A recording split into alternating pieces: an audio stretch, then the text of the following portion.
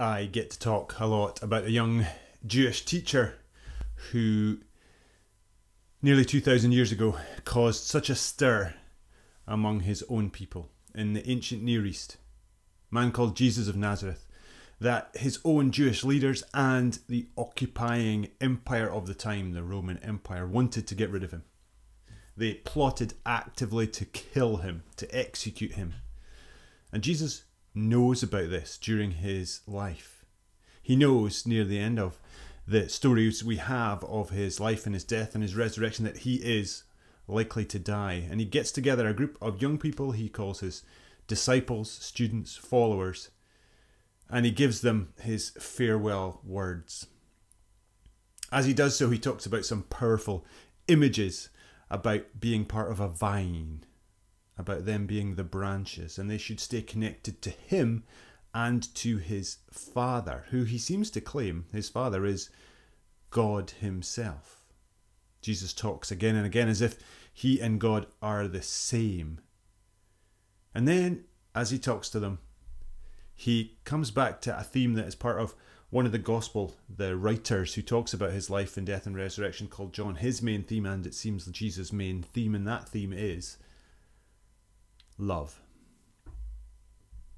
As Jesus talks, he talks about a love that isn't a greetings card, box of chocolates kind of love, but instead a kind of love that he talks about his Father having for him and for everyone and everything. And this writer, John, will write in other letters about that love. And he'll talk about God as not being just lovely or loving, but that God is love. What's interesting to me as Jesus talks about this love is that he doesn't talk about it as something he's got wrapped up, waiting to give them. It's not a present that he's going to surprise them with. Instead, he talks about this kind of love, the Father's love, as something he assumes is already there, has always been there. He talks about, he says, I have loved you. Not I might love you, or I could love you, or I will love you if you meet some sort of standards. In this big story, the assumption is that God is love, that God is faithful, and that love is a given. It's not that they can be loved, that they might win some love or find it, but that they are loved, have been and will continue to be loved. I am loved. You are loved. Before you or I did anything to deserve it.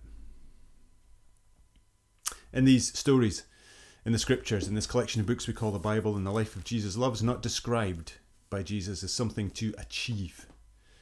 Instead, he talks about wanting people to remain in it. And that word that we translate as remain is a word that's often used by John, this writer. And it means to live in, it means to make your home in, it means to abide, to reside, to appreciate, to rest in something.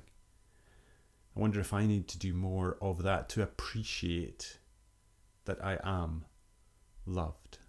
Not run around trying to earn it, trying to live up to it, trying to feel guilty about it, but instead to appreciate it, to remain in it.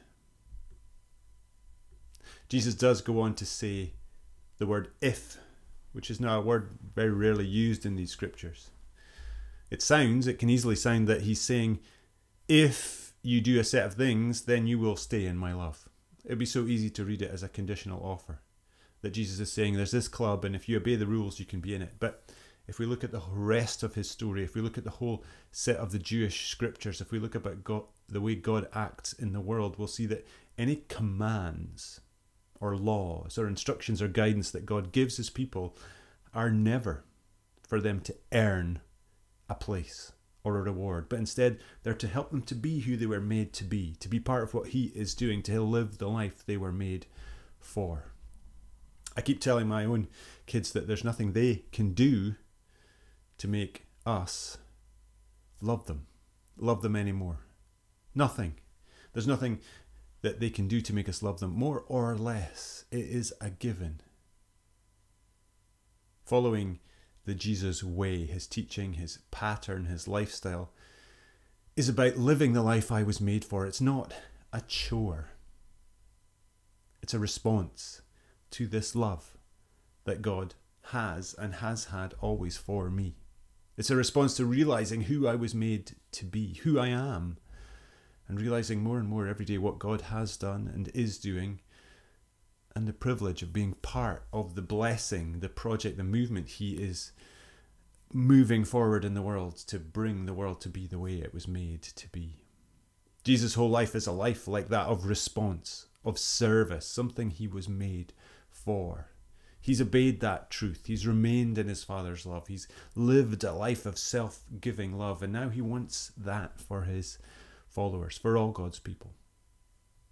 That they would appreciate who their God is, who they are, and who God made them to be, partners in this loving project. Jesus goes on and He says, I'm telling you this so that, and we might want to fill in the end of that sentence, so that you behave, so that you get a prize, so that you avoid a punishment. But no, He says, I'm telling you this so that you might have joy.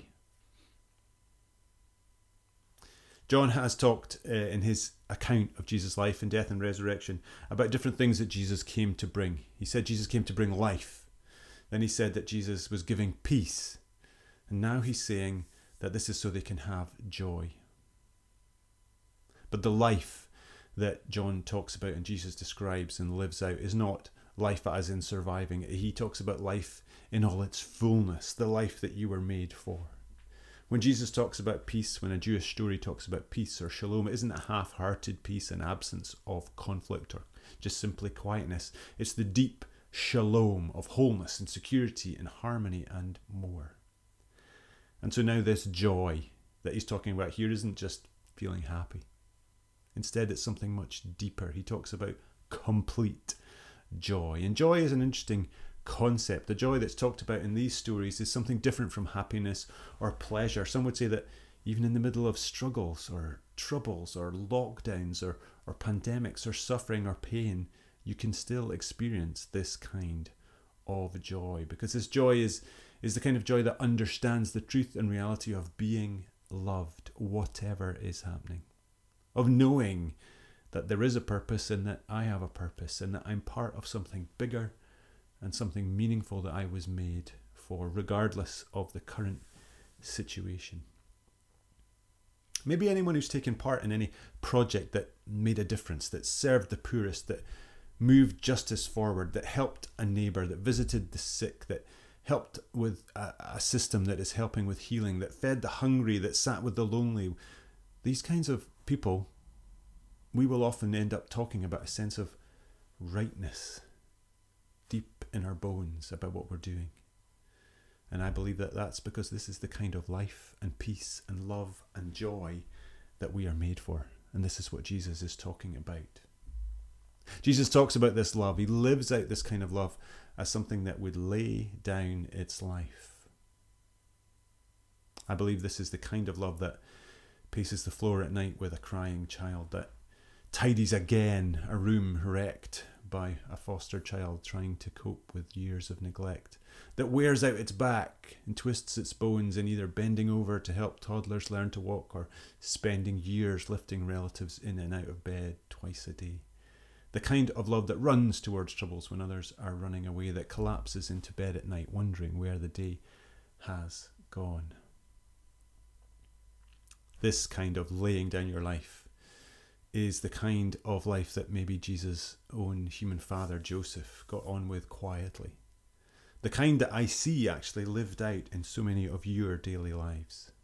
Pouring out a life in blood and sweat and tears for others and not minding one bit, because deep in our bones we realise that real love, real life, real peace, real complete joy comes from knowing that we don't do this to earn any kind of love, but that we remain in love. And that joy is the joy of being who I was made to be. Jesus calls it life. Life in all its fullness. It's an invitation for every single one of us.